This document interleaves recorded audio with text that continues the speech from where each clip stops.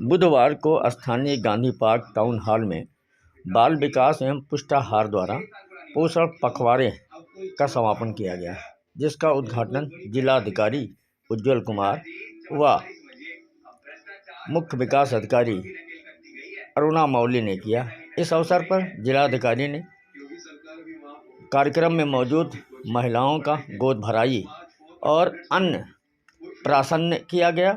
जिलाधिकारी ने बच्चों को अन्न प्राशन कराया और कार्यक्रम की रूपरेखा पर जानकारी और दे रहे हैं विभाग के जिला कार्यक्रम अधिकारी धर्मेंद्र कुमार गौतम। आज यहाँ पर पोषण पखवाड़े का जो समापन 3 अप्रैल को होना था, उसी कड़ी में आज हमारे यहाँ गोंडा में यहाँ पे समापन कार्यक्रम हो रहा था। फिर हम लोग जो स्टॉल लगाए हैं पोषण संबंधित, जो मोटे अनाज से संबंधित सभी स्टॉल लगाए गए हैं। इसमें समूह की महिलाएं भी स्टॉल लगाई हुई हैं और कृषि विभाग से भी लोग स्टॉल लगाए हुए हैं और हमारे यहाँ आंगनबाड़ी कार्यकर्तियाँ भी स्टॉल लगाई हैं।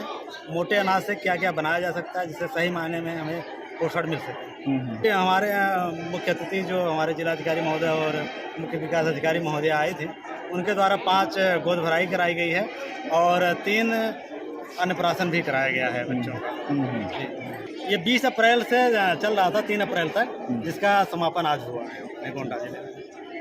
कार्यक्रम में आए जिलाधिकारी ने स्थल पर लगे विभिन्न तरह के स्टॉल, जिसमें मोटे अनाज, श्री अनाज एवं कार्यकर्तियों द्वारा मोटे अनाज से बनाए गए व्यंजन का निरीक्षण किया और कार्यकर्तियों से व्यंजन बनाने मोटा अनाज के संबंध में जानकारी भी अलग अलग कार्यकर्तियों से प्राप्त की।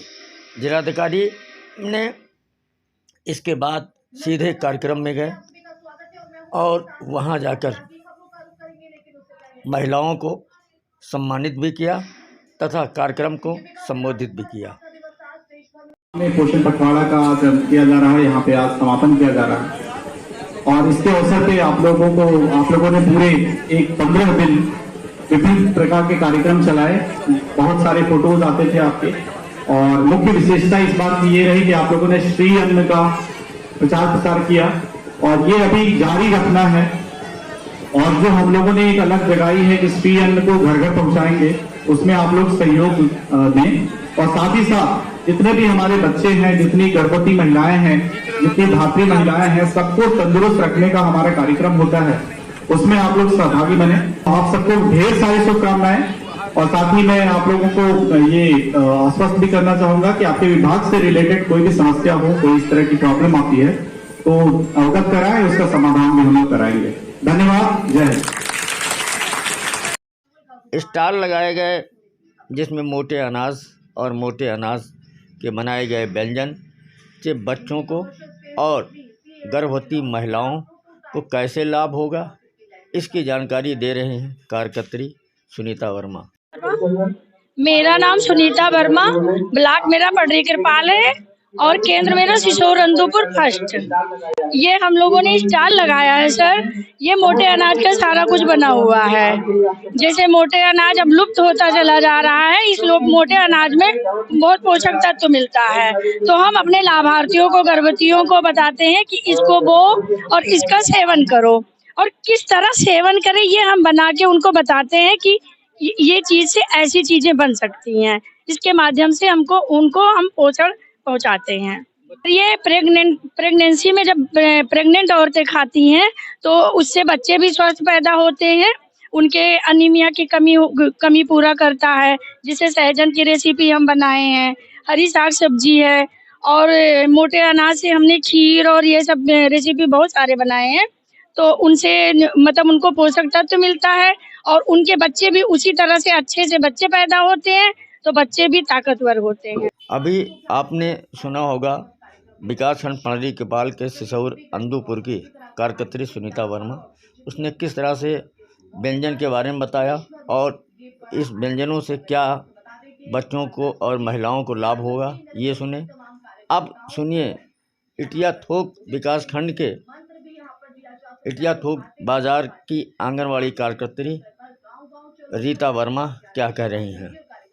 सर ये हमारा रीता वर्मा नाम है, मैं ब्लॉक मेरा इटिया थोक है और ये मोटे अनाज का और प्री प्राइमरी से संबंधित स्टॉल लगा हुआ है। ये गर्भवती महिलाएं जो हमारी होती हैं वो प्रेगनेंसी में हम लोग ये अनाज के बारे में खिलाने को बताते हैं। ये हम लोग को जैसे चने की दाल, रिफाइंड तेल और दलिया मिलता है तो उसी से हम लोग मोटे अनाज से सामान बनाए हुए हैं, व्यंजन बनाए हैं।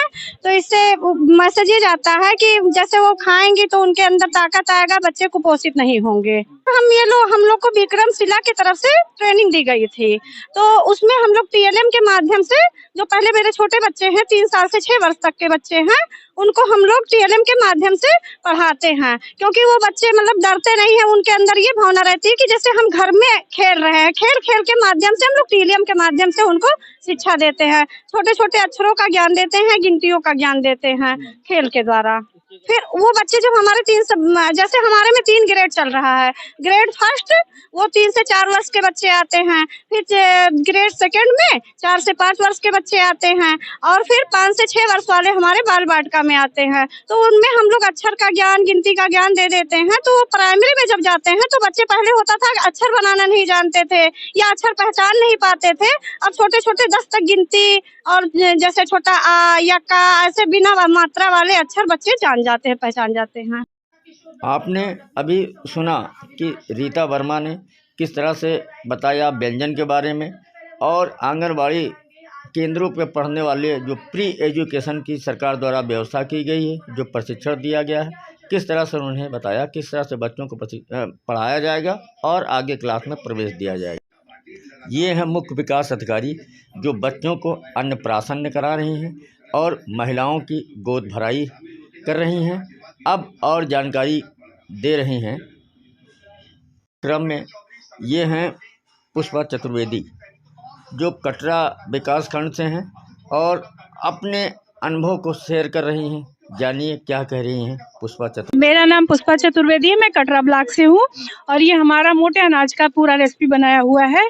इसमें महिलाओं को, बच्चों को हम खाने की सलाह देते हैं। हम खाली रोटी और चावल बनाते हैं, मक्के का या किसी चीज़ का। हमने अलग अलग तरह के व्यंजन बनाए हैं जिससे बच्चों को कभी भी नाश्ते में, खेल खेल में वो खा करके अपना पौष्टिक तत्व उनके अंदर पहुँच जाए।